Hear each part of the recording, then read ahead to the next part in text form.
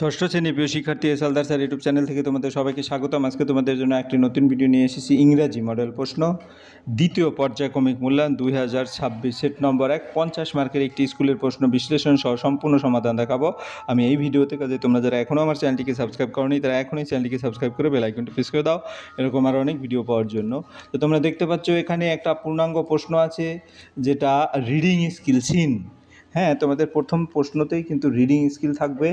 হ্যাঁ, এখানে একটা প্যাসেজ দেওয়া থাকবে, প্যাসেজ থেকে নিয়ে এ নম্বরের প্রশ্ন, বি নম্বরের প্রশ্ন, এই যে বি নম্বরের প্রশ্ন এরকম অ্যান্সার করতে হবে। আর 2 নম্বরে রিড দি গিভেন স্টেটমেন্টস, অর্থাৎ এটা একটা কবিতা থেকে নিয়ে প্রশ্নের উত্তর দিতে হবে। এবং 3 নম্বরে হচ্ছে একটা রিডিং স্কিল আনসিন যে প্রশ্ন, সে আনসিন প্রশ্ন।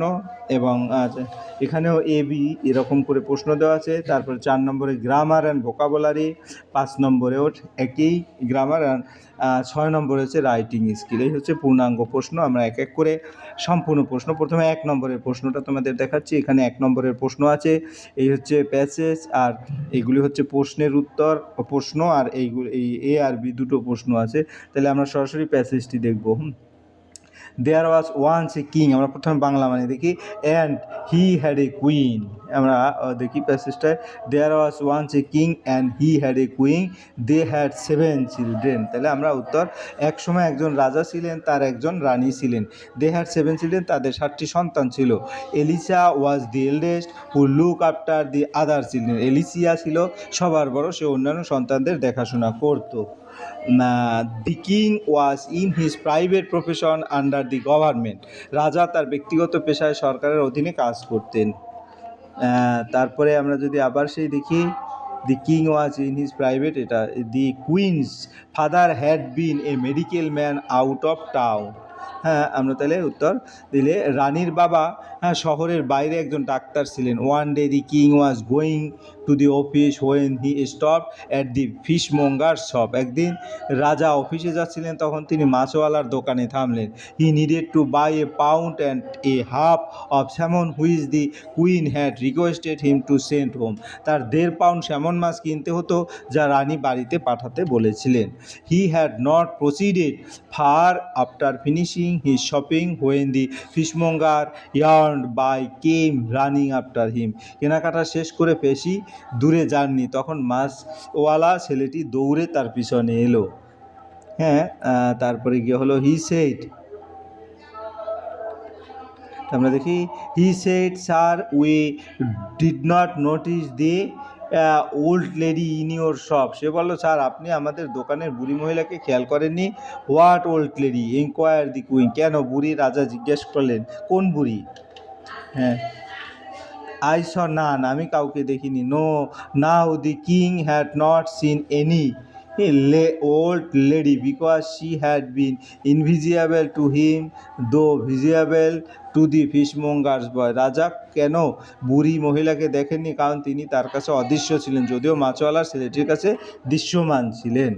হ্যাঁ, তা এই ছিল তোমার টোটাল যে গল্প। এখন এখান থেকে বলছে choose the correct alternative. Alicia was the youngest child, the only child, না দি এল্ডেস্ট চাইল্ড? তাহলে আমাদের এখানে বলতে হবে এলিসিয়া ওয়াজ দি এল্ডেস্ট। এই যে এল্ডেস্ট কথাটা আছে, তাহলে আমরা উত্তরটা একটু দেখে নেই। Alicia was the eldest child, Alicia ছিল সবার বড় সন্তান। The queen asked her husband to buy কি? Salmon fish. হ্যাঁ, রানী তার স্বামীকে স্যামন ফিশ কিনতে বললেন। হ্যাঁ, আমরা যদি একটু দেখে আসি, এই যে দেখো salmon fish. The king was going to the, কোথায়? তারপর দি ওল্ড লেডি, মানে সব অফিস না market. The old lady had been visible to the kin fishmonger boy. Alicia look after the old lady, her brother and sister, her parents. এখন এক এক করে প্রশ্নের উত্তরগুলি দিচ্ছি। 2 number, the queen asked her husband to buy a salmon fish. রানী তার স্বামীকে স্যামন ফিশ কিনতে বলেছিলেন। The king was going to the office, রাজা অফিসে যাচ্ছিলেন। এরপরে 4 number, the old lady had been visible to the fishmonger boy. বুড়ো মহিলাটি বাসওয়ালার ছেলেটির কাছে দৃশ্যমান ছিল। Alicia look after her brother and sister, এলিসিয়া তার ভাই বোনদের দেখাশোনা করতো। তাহলে আমার একের এ হয়ে গেল। এবার একের বি দেখি, বি প্রশ্নটি কি আছে। বি প্রশ্ন আছে, complete the following sentence with the information from the text. Professionally the king work dash under the government. তারপরে the queen father had been a dash. তাহলে আমরা এক এক করে ড্যাশগুলি উত্তর দিই। Professionally the king work under the government, অর্থাৎ পেশাগতভাবে রাজা সরকারের অধীনে কাজ করতেন। The queen father had been a medical man, রানীর বাবা ছিলেন একজন মেডিকেল ম্যান, অর্থাৎ তোমার এই ফিল ইন দি গ্যাপসে মেডিকেল ম্যান বসবে। তারপরে the king wanted to buy fish ওয়েগিং a pound and a half, অর্থাৎ রাজা 1.5 পাউন্ড মাছ কিনতে চেয়েছিলেন। এবার the old lady in the shop had been invisible to the king, দোকানের বুড়ো মহিলাটি এখানে ইন দি শপ যেটা ডিপ করা আছে, মহিলাটি রাজার কাছে অদৃশ্য ছিল। এরপরে আমরা 2 নম্বরে দেখব read the given stanza and answer the following question, অর্থাৎ কবিতা। Then the little kites paper stirred at the side, আমরা যদি এরপরে এই কবিতা থেকে প্রশ্নের উত্তর দিতে হবে। Then the little kite paper stirred at the side, তখন ছোট্ট ঘুড়িটি কাগজ দৃশ্যটি দেখে নড়ে উঠল।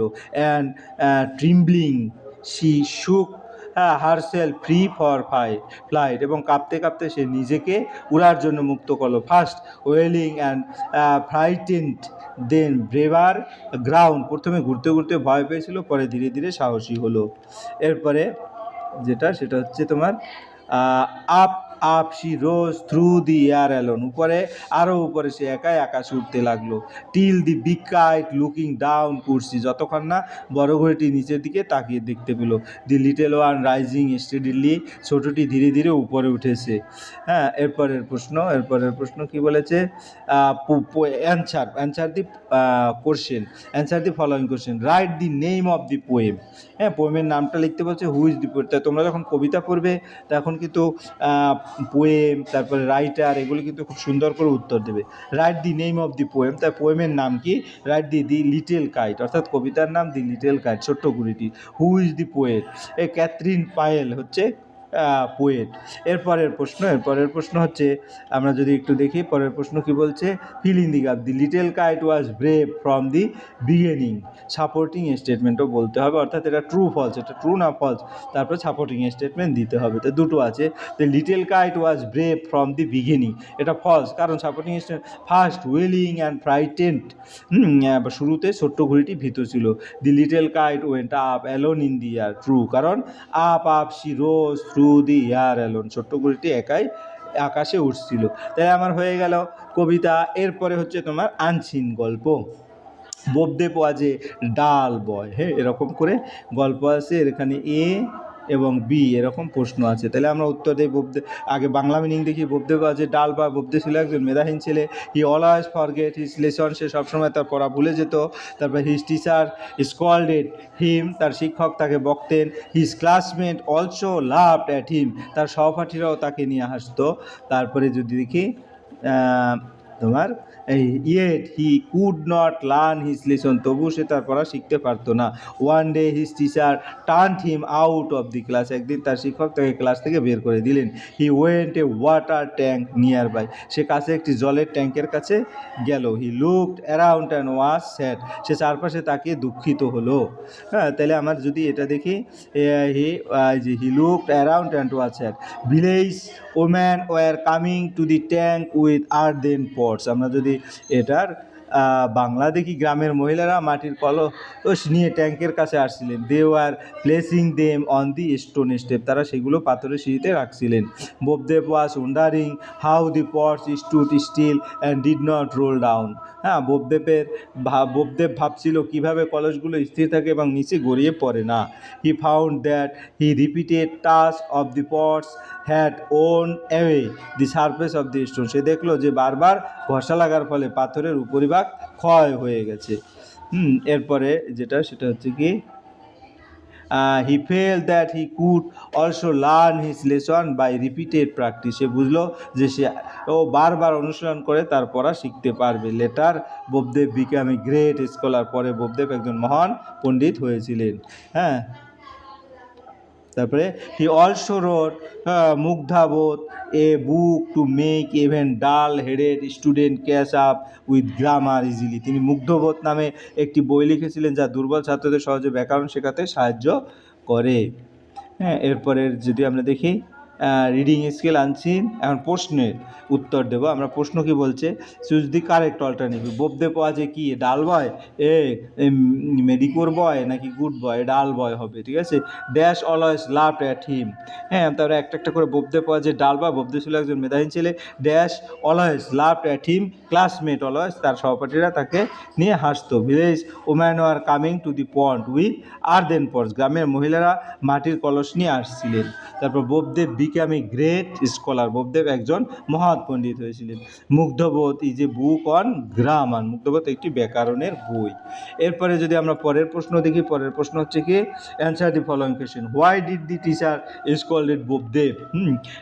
দি teacher scolded Bopdev because he always forget his lesson, Bopdev সবসময় পড়া ভুলে যেত, তাই শিক্ষক তাকে বকতেন। হ্যাঁ, তারপরে what were the village women doing? The village women were bringing water in earthen pots and placing them on the stone step, গ্রামের মহিলারা মাটির কলসে জল এনে পাথরের সিঁড়িতে রাখছিলেন। What was the condition of the stone step? The surface of the stone step was worn away due to repeated use, বারবার ব্যবহারের ফলে পাথরের সিঁড়ির উপরিভাগ ক্ষয় হয়ে গিয়েছিল। তারপর what did Bopdev realize? Bopdev realize that he could learn his lesson by repeated practice, Bopdev বুঝতে পারলো যে বারবার অনুসরণ করলে সে পড়া শিখতে পারবে। What was the name of the book written by Bopdev? The name of the book was Mugdhabodh, বইটির নাম ছিল মুগ্ধবোধ। হ্যাঁ, এরপর grammar and vocabulary. The news and fill in the blank with verb in agreement with their subject. The news dash falls, তারপরে every one of them dash, তারপরে mathematics dash a difficult subject, silver as well as gold dash, তারপরে the test of this mangoes dash. আমরা এখন উত্তরগুলি যদি এক এক করে দেই, প্রথম, হ্যাঁ, দি নিউজ ইজ ফলস, এখানে ইস হবে, খবরটি মিথ্যা, কারণ নিউজ এক বছর তাই ইস হয়। Every one of them is in honest, তাদের প্রত্যেকেই সৎ, অর্থাৎ এভরি ওয়ান এক বছর বোঝায়, তাই ইস হয়েছে। ম্যাথমেটিক্স, হ্যাঁ, ইজ এ ডিফিকাল্ট সাবজেক্ট, গণিত একটি কঠিন বিষয়, ম্যাথমেটিক্সে দেখতে বহু বচন হলো এক বচন হিসেবে। তার silver as well as gold is a precious metal, রূপা এবং সোনা মূল্যহীন ধাতু। এখানে অ্যাজ ওয়েল অ্যাজ থাকলে প্রথম সাবজেক্ট সিলভার অনুযায়ী, হ্যাঁ, ভার্ব হয়, যেমন ইজ। তারপরে the test of this mango is very good, হ্যাঁ, এই আমগুলোর স্বাদ খুব ভালো, আসল সাবজেক্ট হলো টেস্ট, এক বচন, তাই ইস হয়েছে। এরপর গ্রামার অ্যান্ড ভোকাবুলারির মধ্যে write the antonym of the following word by adding suffix or prefix.